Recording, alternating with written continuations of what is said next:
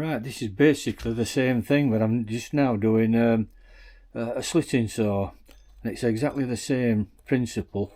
Make sure that everything is on centre line, and then I'll set the tooth rest once again, and that should be automatically set really for the same 7 degrees.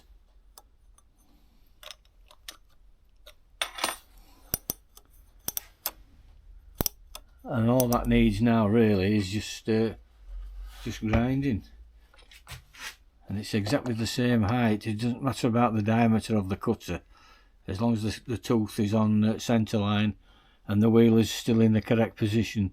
But now you can see that there's very little clearance, and this is the trouble with fine.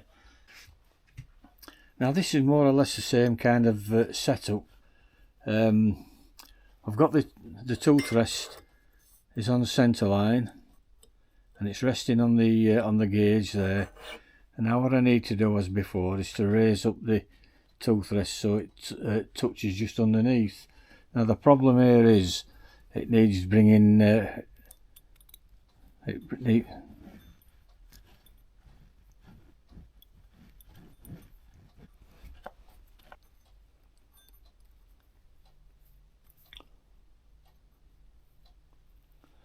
I'm just bringing up the tooth rest so it's just slightly below the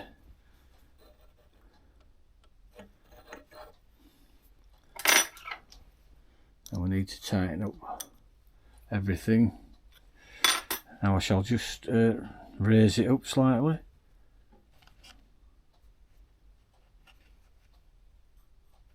Now it's missing, so what I need to do now is just bring out the tooth rest slightly.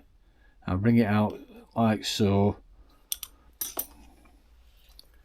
and then I shall just alter this small grub screw, and it allows the tooth blade to go forward slightly. There, so it's resting on the tooth.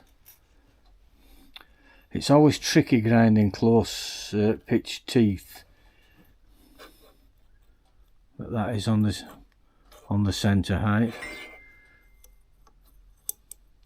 Always tricky because the blade always tends to get in the way. It's basically the same amount to drop, which was 197. So here we go, 697, and that should now be the correct height, and it's nicely indexing.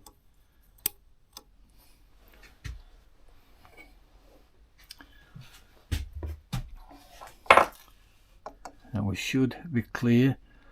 It's always very tight with these kind of cutters. As you can see, there's not a lot of clearance, and they tend to foul. Now what I tend to do, I just tend to raise it up slightly, just a little bit, and it might just give a little bit less clearance, but it always works for me. So I shall just raise it up slightly. Oops, other way. And just to give that little bit more clearance, and we should be good to go there.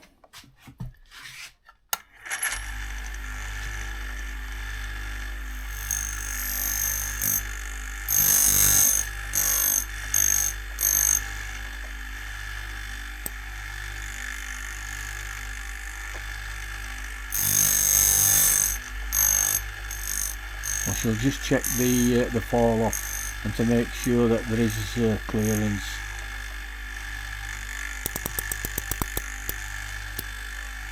I'm just checking the clearance on the tooth, which I've just done, and it's well clear, so we'll call that it. That's on 0 at the highest part of the tooth, and then the fall off. Yeah, that's okay.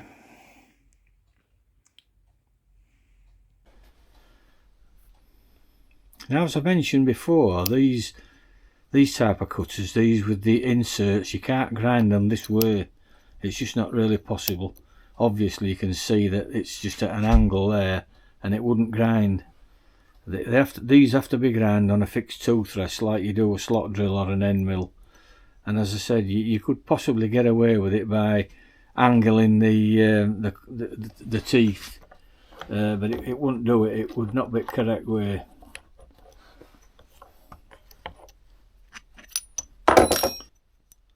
If you try to angle them in a work head, you'd have to grind them. You'd have to clock up the tooth. You would have to clock up the tooth to make sure it's level, and then grind the tooth that way, in index round. And ideally, you'd want an indexing head, but really, it's not the correct way. The correct way is like doing a slot drill or an end mill over the fixed tooth rest, like on my previous videos where I show grinding of the slot drills and end mills, and you just do it that way, and that's the best and most accurate way with this type of cutter.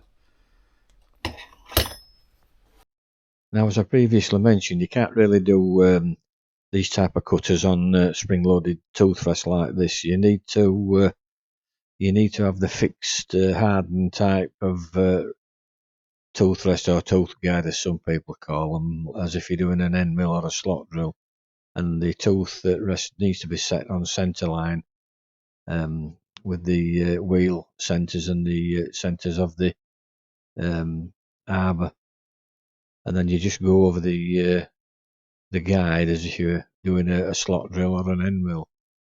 And this is really the only way you can grind these cutters accurately. You could do them, as I mentioned before, in a work head, but it won't come out right. I've worked out the calculations as I've mentioned for 7 degrees. Now this means I'll have to lower the wheel head complete with the tooth rest at 0.197, and that should give us the 7 degrees clearance which I'm looking for. Well, as I mentioned, I've worked out the amount to lower the grinding head. I'm using my Mercer gauge because I've no graduations on the down feed of this slide. I must really make myself a graduated collar, and it'll do away with having to use my Mercer dial gauge. Well, I've now lowered it down to 0.197, and that should give me the 7 degrees clearance which I'm looking for. Now, as I was setting up, I noticed one of the teeth has been ground different, or the blade has been inserted incorrectly. You can see here that there's about a 30-second gap. Now, why it's like this, I don't know. Whoever's inserted the blades into this cutter body has not inserted it correctly, and they've just probably ground it to make it look to match the others. They've just ground the others normally, but this has been pushed too far in, and they've just cleaned it up to make it look okay. I shan't be grinding the other teeth down to match this. It's far too much, and there's no need to do it. Really strange. Well, this should be the correct position now for the 7 degree clearance, and this is using the fixed tooth rest method.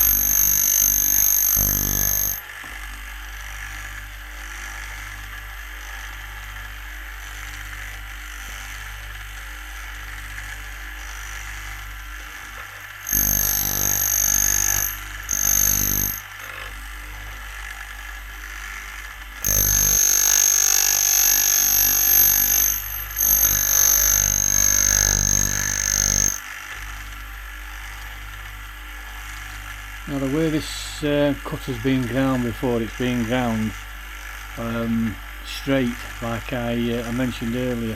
It must have been done in some kind of a workhead.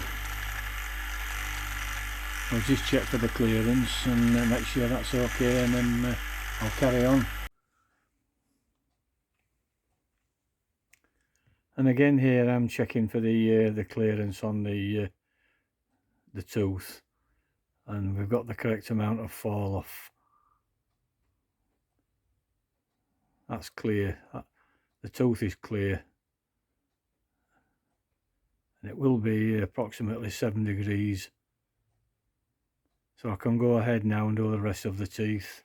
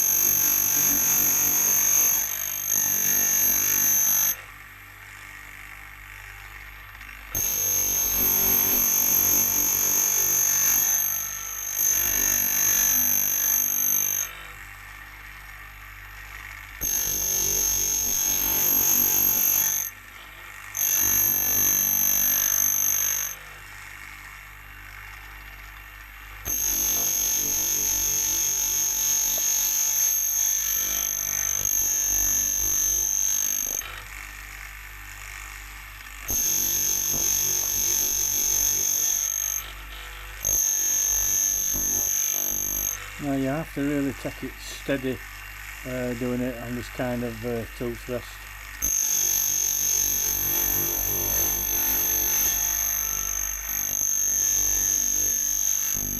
It's a type of job you can't rush.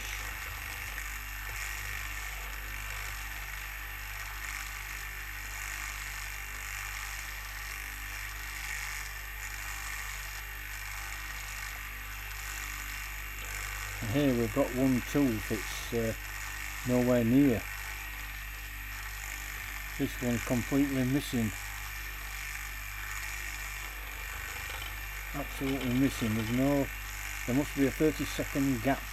So whoever ground this before has not done it correctly.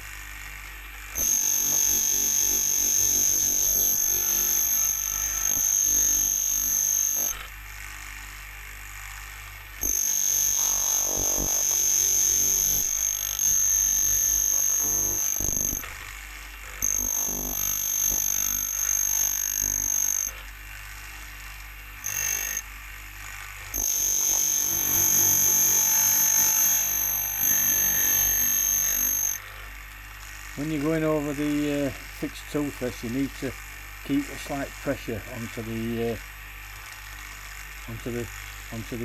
cutter. There they are. We've gone all the way around now.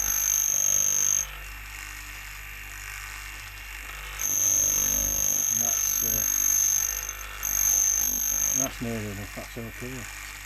So we have one tooth which for some reason has not been ground correctly. So whoever's put the insert in, it certainly isn't me.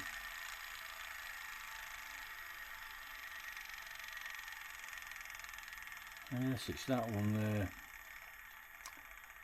It's quite there's quite a gap, and that's not good really for tool and cutter grinding.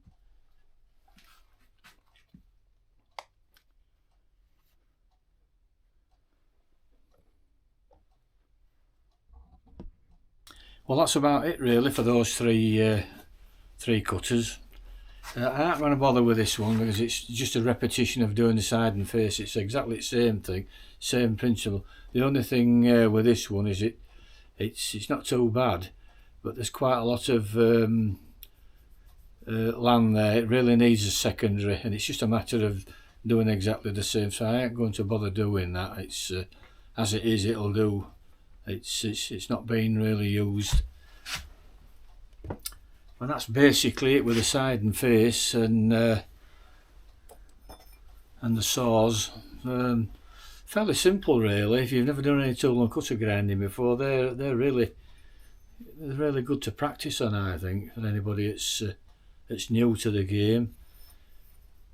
You can't really go wrong. It's just that the finer saw blades are really tricky to do. This one you shouldn't have any problem with, this type, but the really fine ones, it's a different technique really. It's involved there. You've got to be a little bit more careful. I do mine in a different way. I'll have to show that sometime. But this kind, it's inserted tooth. I'm puzzled why that one's been left at low like that. All the others are nicely sharpened. They're okay, those, every one of them. But it's just that one that's low, and why it's being left low, I don't know.